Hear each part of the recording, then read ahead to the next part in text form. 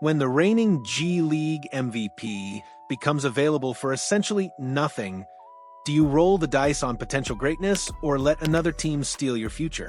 The Minnesota Timberwolves have just been handed one of those rare opportunities that can define a franchise's trajectory for years to come, and it's disguised as a simple roster move that most fans will probably overlook.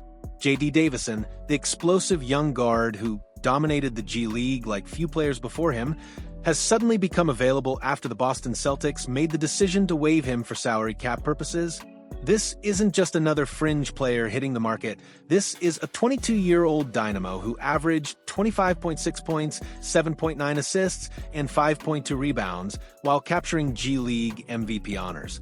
We're talking about a player who has proven he can completely take over games at the professional level, yet somehow finds himself without a home simply because he couldn't crack one of the deepest guard rotations in the NBA.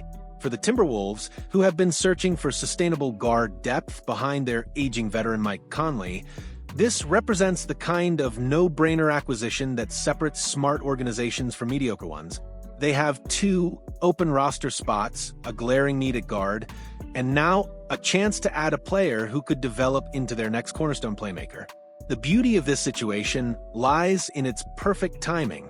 Minnesota is at a crossroads where they need to balance immediate competitiveness with long-term sustainability, and Davidson represents exactly the kind of high-upside, low-risk acquisition that can address both needs simultaneously.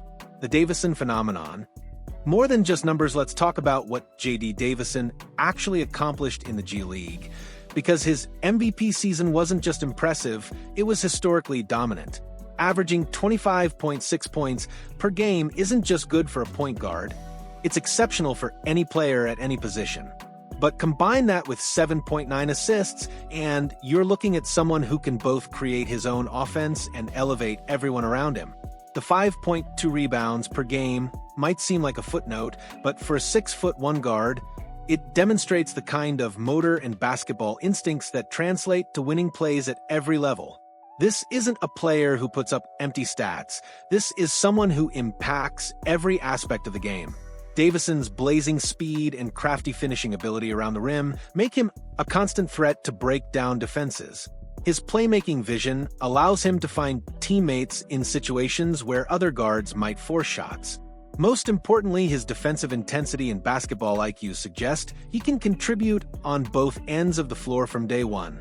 The fact that he earned a standard NBA contract at the end of the regular season proves that NBA decision-makers recognize his talent. The problem wasn't his ability, it was the impossible task of cracking a Celtics guard rotation that includes established stars and proven veterans. The Minnesota fit. A match made in basketball heaven, the Timberwolves' current guard situation creates the perfect environment for Davidson to develop and eventually thrive. Mike Conley, who will turn 38 before the season begins, is clearly in the twilight of his career. While he remains an effective player, his role and minutes are likely to decrease as the season progresses. Rob Dillingham represents the future at point guard, but he's still developing and would benefit enormously from having another young, talented guard to learn and compete alongside.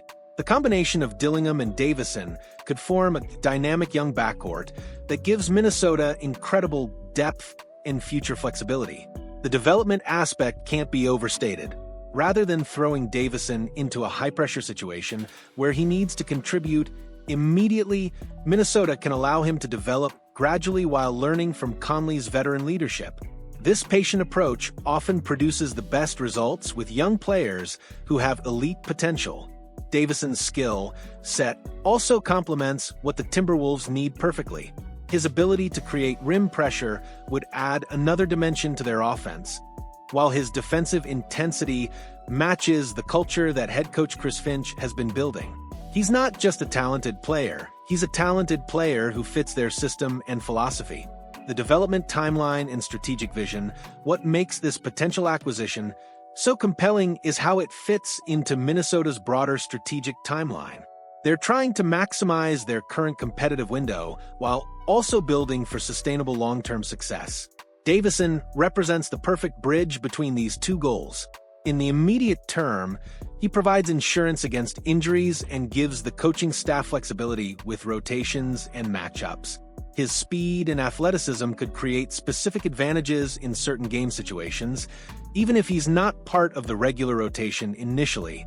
Long-term, he could develop into the kind of player who becomes a cornerstone of the franchise. His G League MVP season suggests he has the talent to become a legitimate NBA contributor and potentially much more than that. Getting that kind of potential for essentially nothing is the type of move that championship organizations consistently make. The possibility of developing Dillingham, Davison, and Tristan Newton as a young guard core is particularly intriguing. This approach gives Minnesota multiple chances to identify and develop their future at the position while maintaining flexibility to adapt based on how each player develops. The risk-reward analysis from a pure business perspective, signing Davidson is almost a no-brainer for the Timberwolves. The financial commitment would be minimal, likely just a minimum salary contract, while the potential upside is enormous. Even if he doesn't pan out, they haven't lost anything significant. But if he develops into even a solid NBA rotation player, they'll have acquired tremendous value. The risk is essentially non-existent. Young players with Davidson's track record and skill set don't often become available, and when they do, it's usually because of circumstances beyond their control rather than any fundamental flaws in their game. Boston's decision to waive him was purely about roster construction and salary cap management, not about his potential. The reward could be franchise-altering. If Davidson develops into the kind of player his G League performance suggests he could become, Minnesota would have found their long-term solution at point guard for a fraction of what it would cost to acquire similar talent through trades or free agency. The competition factor: the Timberwolves aren't the only team that will recognize Davidson's potential. Other organizations with guard needs and roster flexibility will undoubtedly be interested in his services. This creates urgency for Minnesota to act quickly if they want to secure his talents. However, Minnesota has several advantages in pursuing Davidson. They can offer meaningful opportunity for development, a stable organizational culture, and the chance to learn from established veterans. They also have clear roster spots available and a demonstrated commitment to developing young talent. The combination of opportunity and organizational stability might be exactly what Davidson needs at this stage of his career. Rather than signing with a team where he might get lost in the shuffle, he could join an organization that has a clear vision for his development and role.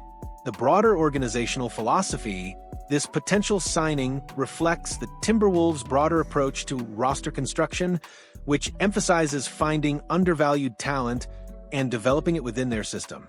They've shown a willingness to take calculated risks on young players with high ceilings, and Davidson fits perfectly into that philosophy. The two-timeline approach that Minnesota has adopted requires exactly these kinds of acquisitions. They need players who can potentially contribute immediately while also providing long-term value. Davidson's combination of proven G League excellence and NBA potential makes him an ideal candidate for this role. The decision point as the Timberwolves evaluate their options for filling their remaining roster spots, the Davison opportunity represents a perfect storm of availability, need, and potential impact. They could certainly pursue veteran options who might provide more immediate reliability, but few moves would offer the same combination of upside and value. The decision ultimately comes down to whether Minnesota believes in their ability to develop talent and their commitment to building sustainable success. If they do, then pursuing Davidson becomes an obvious choice that could pay dividends for years to come. The long-term vision: looking ahead, the Timberwolves have an opportunity to build something special with their young guard development.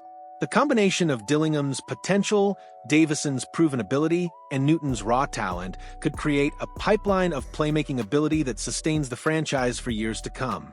This approach requires patience and belief in the development process, but it also offers the possibility of finding multiple contributors at a fraction of the cost of acquiring established talent.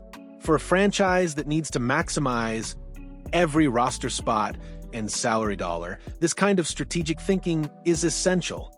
The Davidson opportunity represents more than just filling a roster spot. It's about recognizing and capitalizing on the kind of value that separates successful organizations from mediocre ones. The Timberwolves have a chance to add a player who could become a key part of their future success, and they need to act decisively to make it happen.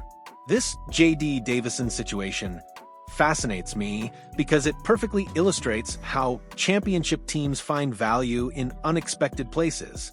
Do you think the Timberwolves should prioritize high-upside young players like Davidson, or would they be better served adding proven veteran depth? What does his G League MVP season actually tell us about his NBA potential? Jump into the comments with your thoughts on whether this is the kind of move that defines successful franchises, and smash that like button if you love seeing teams take calculated risks on hidden gems like this.